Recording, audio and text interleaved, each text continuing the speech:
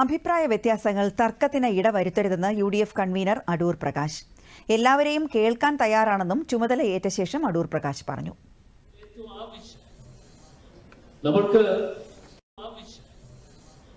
നമുക്ക് ചർച്ചകൾ ഉണ്ടാകാം, അഭിപ്രായ വ്യത്യാസങ്ങളുണ്ടാകാം.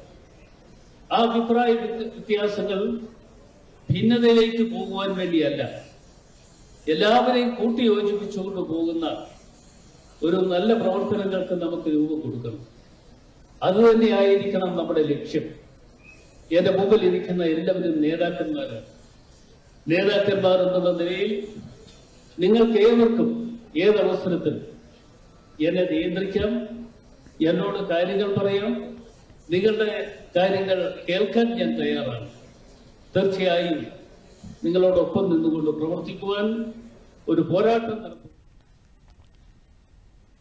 കെ സുധാകരൻ കരുത്തനായ നേതാവാണെന്ന് AICC general secretary KC Venugopal. KPCC അധ്യക്ഷനായി സണ്ണി ജോസഫ് ചുമതല ഏറ്റെടുത്ത ചടങ്ങിൽ സംസാരിക്കുകയായിരുന്നു അദ്ദേഹം.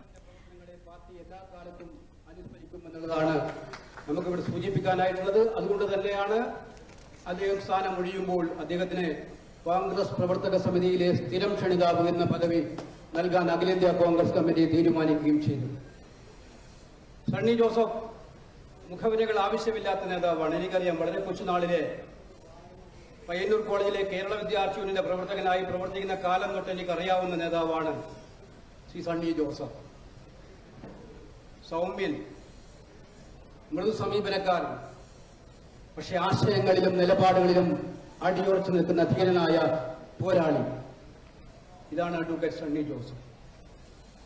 പേരാവൂരിൽ നിന്നും 3 തവണ തുടർച്ചയായി എല്ലാ വെല്ലുവിളിയെയും അതിജീവിച്ചുകൊണ്ട് ജയിക്കുക മാത്രമല്ല, കണ്ണൂർ ജില്ലയിലെ കോൺഗ്രസിനെ കെട്ടിപ്പടുക്കാൻ വരുന്ന നിയമസഭാ തെരഞ്ഞെടുപ്പിൽ UDF വൻ വിജയം നേടുമെന്നും KC വേണുഗോപാൽ പറഞ്ഞു.